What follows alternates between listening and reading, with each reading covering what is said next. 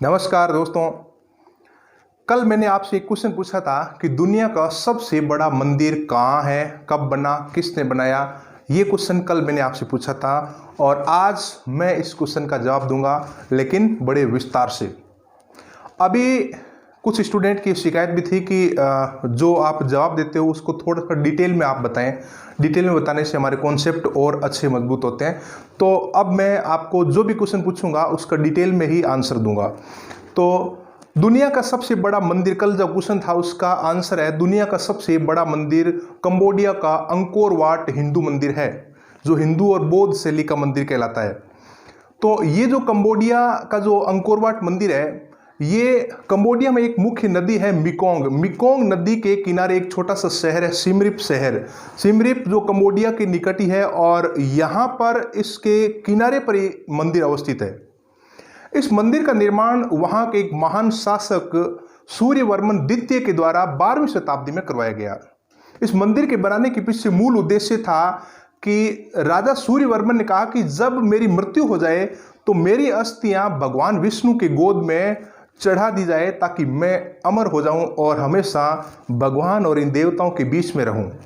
यानी कि अमर होने के लिए इस प्रकार से उसने ये मंदिर का निर्माण करवाया था। ऐसी हमारे समाज में प्राचीन मान्यताएं हैं। मंदिर के आकार की बात करें तो बहुत बड़ा विशाल मंदिर है ये 402 एकड़ भूमि में फैला हुआ है। एकड़ यानी कि एक एकड़ में 1.6 बीघा का है, तो एकड़ और बीघा में थोड़ा सा डिफरेंस है। 1216 बीघा है। अगर 402 एकड़ को अगर हम बीघा में कन्वर्ट करते हैं तो 1216 बीघे आते हैं। तो ये मंदिर की जो पूरी भूमि है वो 1216 बीघा या 402 एकड़ में फैली हुई है। अच्छा, अभी सुप्रीम कोर्ट ने जो फैसला सुनाया है राम मंदिर, अयोध्या में जो राम मंदिर जो बनेगा उसके लिए कितनी भूमि जो है अलॉट की गई है, उसके लिए 5 एकड़ भूमि दी गई है। 5 एकड़ केवल 8 बीघा भूमि दी गई है और यहाँ पर ये जो मंदिर बना हुआ है वो 402 एकड़ में यानी कि 1216 बीघा में पूरा फैला हुआ है। इस मंदिर की अगर इस प्रकार से लंबाई देखें तो 1550 मीटर लंबा है और 1400 मीटर इस प्रकार से चौड़ा है। और इसमें यहाँ टोटल 9 ऊंचे ऊंचे गुंबद बने हुए हैं, ऊंचे गुंबद, जिसमें बीच का जो गुंबद है वो सबसे ऊंचा है, जिसकी ऊंचाई है 64 मीटर। 64 मीटर ऊंचा गुंबद है और चारों तरफ इस प्रकार से जो गुंबद बने हुए हैं, प्रत्येक गुंबद की ऊंचाई है 54 मीटर। इस प्रकार से बहुत ही ऊंचा मंदिर है, बहुत ही चौड़ाई में बहुत मंदिर है और ये चौड़ाई के साथ साथ गहरा भी बताते हैं कि नींव भी इसकी बहुत मजबूत है। मंदिर के चारों ओर मजबूत दीवार से इसको घेरा गया है और दीवार के बाहर की तरफ 190 मीटर चौड़ी खाई बनाई गई है। इस प्रकार से बहुत ही मजबूती के साथ में आज भी ये मंदिर इस प्रकार से खड़ा है। इस मंदिर के मुख्य आकर्षण की बात करें तो बताया जाता है कि प्राचीन काल में ये मंदिर पूरा सोने की परत से ढका हुआ था और दूर से गोल्ड की तरह इस प्रकार से चमकता था। लेकिन 16वीं शताब्दी के आसपास जो है यहाँ की सत्ता में, राजनीतिक व्यवस्था में गिरावट आने लगी और इस मंदिर को, इस देश के कई क्षेत्रों को विदेशियों ने लूटा, इसलिए धीरे धीरे ये सारी चीजें धराशायी हो गई।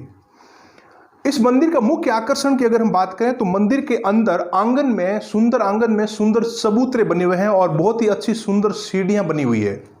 बताते हैं कि भारतीय शिल्पकारों ने यहाँ पर मूर्तियों का बहुत बड़े स्तर पर निर्माण किया था और कृत्रिम गुफाएं जो है यहाँ पर, उन गुफाओं के अंदर इस प्रकार के चित्र बने हुए हैं अप्सराओं के, सुंदर अप्सराओं के ऐसे चित्र बने हुए हैं और दीवारों के ऊपर पत्थर की जो नक्काशी की गई है वो अपने आप में अद्भुत है।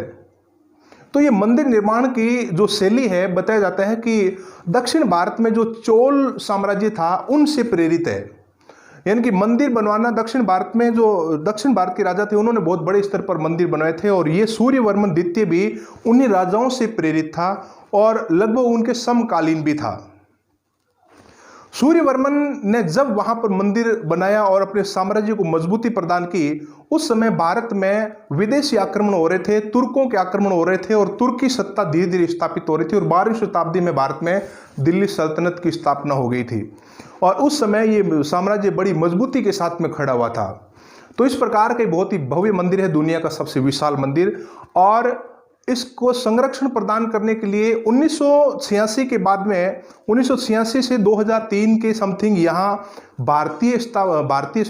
आर्कियोलॉजी सर्वे ऑफ इंडिया उसने इसको संरक्षण भी दिया है। इसके साथ साथ यूनेस्को की विश्व धरोहर सूची में भी शामिल है, Guinness book of world record में भी ये मंदिर जो है शामिल किया गया है। तो इसलिए दुनिया का ये सबसे भव्य मंदिर कंबोडिया के अंकोर वाट क्षेत्र में स्थित है। थोड़ा सा कंबोडिया के इतिहास और भौगोलिक परिस्थितियों के बारे में अगर हम बात करें तो कंबोडिया में आपको फीलिंग आएगी भारत की। भारतीय लोगों के द्वारा वहां लंबे समय से इस प्रकार से व्यापारिक और राजनीतिक और सांस्कृतिक संबंध रहे हैं। अगर यहाँ के बौद्ध धर्म की बात करें तो प्राचीन काल में मौर्य वंश का एक जो राजा था सम्राट अशोक, उसने बौद्ध धर्म का बड़े स्तर पर प्रचार किया था। श्रीलंका, जावा, सुमात्रा, कंबोडिया, इन क्षेत्रों में बौद्ध धर्म का प्रचार हुआ और उसी समय बौद्ध धर्म वहां पर फला फूला और भारत में धीरे धीरे समाप्त हो गया था जब विदेशी आक्रमण हुए थे यहाँ पर। तो इसीलिए कंबोडिया में बौद्ध और हिंदू दोनों धर्मों के शासक यहाँ पर रहे हैं। यहाँ कंबोडिया की अगर हम बात करें स्थापना की तो आपको बड़ा आश्चर्य होगा कि एक भारतीय कश्मीरी पंडित ने कंबोडिया की स्थापना की थी। जी हाँ, भारतीय कश्मीरी पंडित, उसका नाम था कंबू और वो निवासी था कंबोज का। कंबोज कश्मीर में है।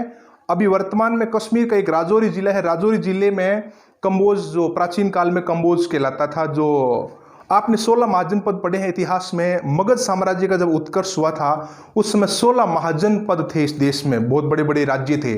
उसमें एक महाजनपद था कंबोज और उसी कंबोज का था वो कंबू जो गया था कंबोडिया और वहां पर अपनी सत्ता को स्थापित कर दिया और देश के ऊपर कब्जा कर लिया था।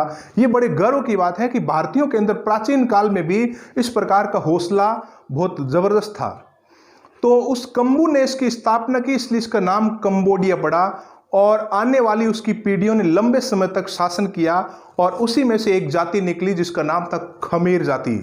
तो खमेर जाति ने इस साम्राज्य का नाम दे दिया खमेर राज्य। तो खमेरों का राज्य भी कहलाता था और ये बहुत ही लड़ाकू जाति थी उस समय और आसपास के जितने देश थे वो थर थर कांपते थे इससे।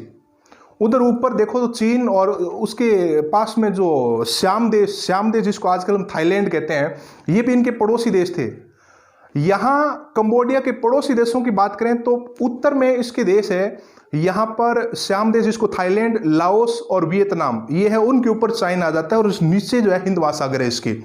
तो यहाँ लंबे समय से चीन की भी इसके ऊपर जो है हमेशा नजर रही है इसके ऊपर कब्जा करने की। और यहाँ चीन का एक राजा हुआ करता था 13वीं शताब्दी में, कुबलई खां, और कुबलई खां को इन खमेर जातियों ने धूल चटाई थी। 13वीं शताब्दी में यहाँ कंबोडिया का एक राजा हुआ करता था जयवर्मन। इस जयवर्मन ने यहाँ जो चीन का जो राजा था कुबलई खां ने कहा कि आप हमारी अधीनता स्वीकार कर लें। तो इन्होंने अधीनता स्वीकार करने से भी मना कर दिया था और अधीनता स्वीकार करने से मना करने के पीछे कारण था कि अपने साम्राज्य को मजबूती प्रदान करना और विदेशी जाति की अधीनता कभी स्वीकार न करना, ताकि हम अपने धर्म की रक्षा ठीक से कर पाएं।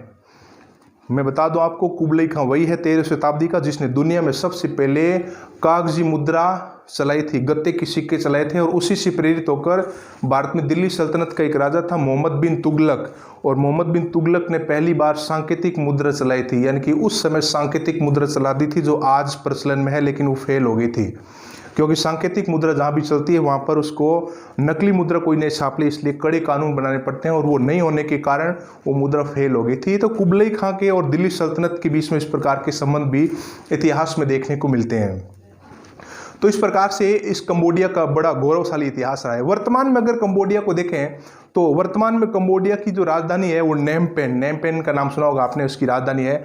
यहाँ की शासन व्यवस्था भारत के जैसी है लगभग। संसदीय लोकतंत्र है कंबोडिया में, संसदीय लोकतंत्र में राजतंत्र है। जैसे ब्रिटेन और जापान में लोकतांत्रिक राजतंत्र है, वैसे ही कंबोडिया में लोकतांत्रिक राजतंत्र है। यहाँ के प्रधानमंत्री हुन सेन, आपने देखा होगा, कई बार भारत भी आए हैं और मोदी भी इनसे मिले हैं, राजा है। और यहाँ की जो मुद्रा है वो रियाल है। रियाल मुद्रा आपने देखा, जो कंबोडिया की जो मुद्रा है उसके ऊपर फोटो जो आप देख रहे हो, इस फोटो के ऊपर जो चित्र है वो एक तो राजा का है और एक महात्मा बुद्ध का भी फोटो यहाँ पर है। यानी कि इससे पता लगता है कि बौद्ध धर्म को मानने वाला देश है। तो दोस्तों, ये था कंबोडिया का एक छोटा सा गौरवशाली इतिहास और दुनिया का सबसे बड़ा भव्य मंदिर अंकोर वाट मंदिर, उसके बारे में आपने डिटेल में थोड़ा सा जाना।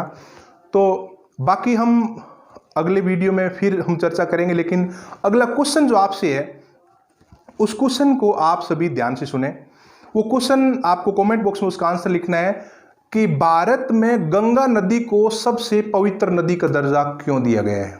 क्वेश्चन दोबारा सुने, गंगा नदी सबसे पवित्र नदी क्यों कहलाती है?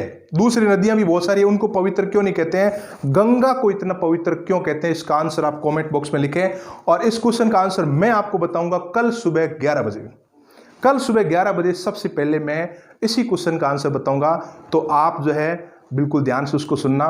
तो ये जितने भी सारे आप वीडियो देखोगे, अभी लॉकडाउन के दौरान मैं डेली एक वीडियो 11 बजे मैं अपलोड कर रहा हूं और ये वीडियो आपके सिलेबस के साथ साथ आपकी पर्सनालिटी डेवलपमेंट के लिए बहुत ही इंपॉर्टेंट है। आपका नॉलेज डेवलप हो रहा है, इसलिए हर चीज़ में व्हाट, हाउ एंड वाई लगाकर जो है आप क्वेश्चन मार्क लगाकर जो चीज़ें आप जानने की कोशिश करते हो वो सारी चीज़ें मैं आपको यहाँ एक साथ उसको बता देता हूँ।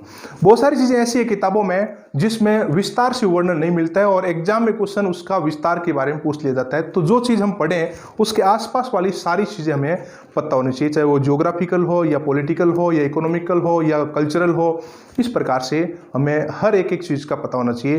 तो बाकी हम मिलेंगे अगली वीडियो में। धन्यवाद।